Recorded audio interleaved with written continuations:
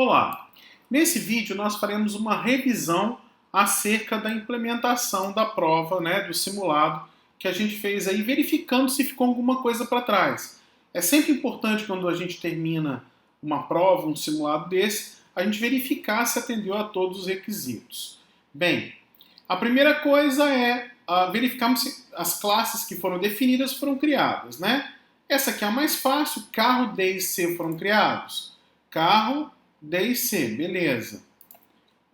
B, Tesla, Camaro e Survolt. B, Tesla, Camaro e Survolt. Beleza, então o título aqui foi atendido. D, C e B são carros. Então, vamos lá no D é carro, C é carro e B é carro. Atendemos essa restrição aí. Tesla é um carro do tipo D. Então vamos lá, Tesla é um D. Tesla é um D, Camaro é um C. Então vamos lá, Camaro é um C. E Survolt é B. Survolt aqui é um B, ok.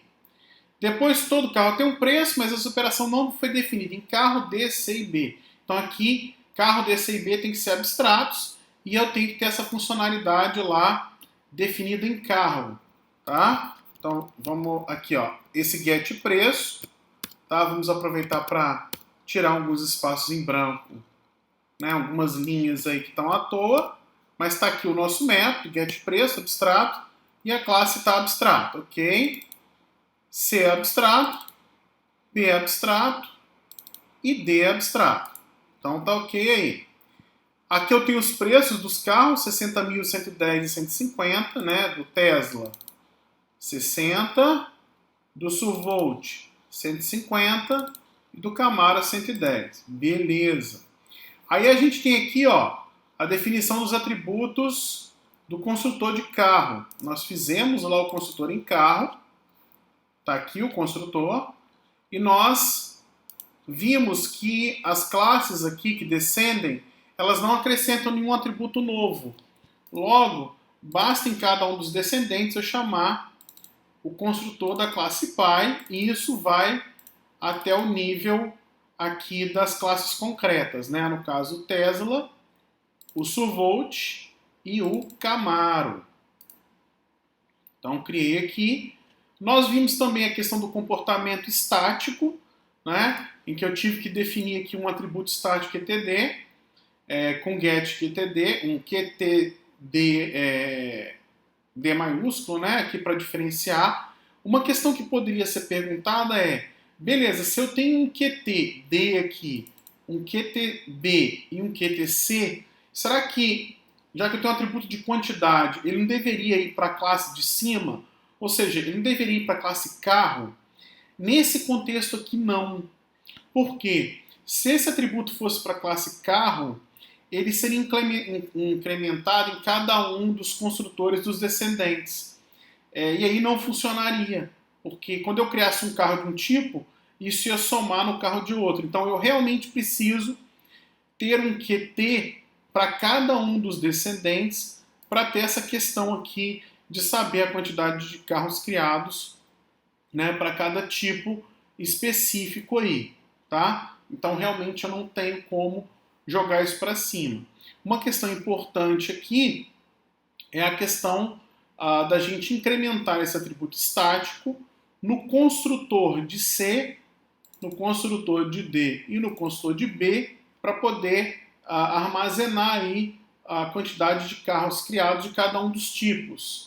É importante usar o construtor para fazer isso, porque o construtor é o método chamado quando um objeto está sendo criado. Então, dessa forma, eu garanto que toda vez que um objeto B, por exemplo, for criado, eu vou ter incrementado o valor dessa variável, né? Se eu, por exemplo, chegar aqui e criar um outro Survolt, ó, vamos supor que eu criasse aqui um C5, ó, C5. Se eu rodar de novo, ó, a gente vai ver agora que ele cria 3 carros do tipo B, tá? Então essa implementação funciona para a gente poder saber aí a quantidade de carros de cada um dos tipos que foi criado. A questão do get preço, né, que é uma questão importante, a gente definiu o preço como abstrato, então os filhos teriam que implementar, desde que eles não sejam abstratos. As classes B, C e D são abstratas, então elas não têm que implementar o getPreço, mas a classe Camaro, a classe Survolt e a classe Tesla tem que implementar aí. Vamos aproveitar para tirar alguns espaços aqui, algumas linhas, né, a mais. É legal para fazer uma limpeza aí no código, né? A gente costuma, enquanto está implementando, deixar essas linhas para trás, ó, né, para o código ficar mais limpo. Então, fizemos aqui. No Camaro tem uma linhazinha aqui também. Aqui tem uma linha a mais, tá? Aqui em carro tá limpo. Em D, aqui vale a pena tirar, né? Fica mais limpo. Survolt e Tesla, beleza. E aí, por último, vem a questão aqui do toString, né? Ele quer aqui uma forma de apresentar os dados de um carro qualquer. E aí eu mostro aqui qual é o padrão que eu quero para esse toString. Qualquer ideia, então, lá na classe carro, né, que é a classe que tem os atributos do carro, né, obviamente, eu defino o toString aqui. Eu poderia definir o toString lá no descendente, ou seja, C1 aqui, ó, é um objeto do tipo Camaro. Eu poderia definir o toString lá em Camaro? Poderia. O problema, a questão toda que vem aí é o seguinte, aquelas informações são inerentes a um Camaro ou são inerentes a um carro? Como elas são inerentes a um carro, o normal é que o toString seja definido aqui em carro, tá? Se eu fosse definir lá em Camaro, ou esses atributos teriam que ser protegidos, ou eu teria que criar gets e sets para cada um deles e definir lá. O que na realidade não é a proposta desse toString que foi apresentado aí na prova, tá? A ideia aqui é que a gente efetivamente colocasse esse toString aí na classe carro. Com isso, pessoal, a gente implementa aí a nossa prova, atendendo a todas as especificações, tá? Então a gente atendeu a todas as restrições. E o que o aluno teria que fazer ao final desse processo?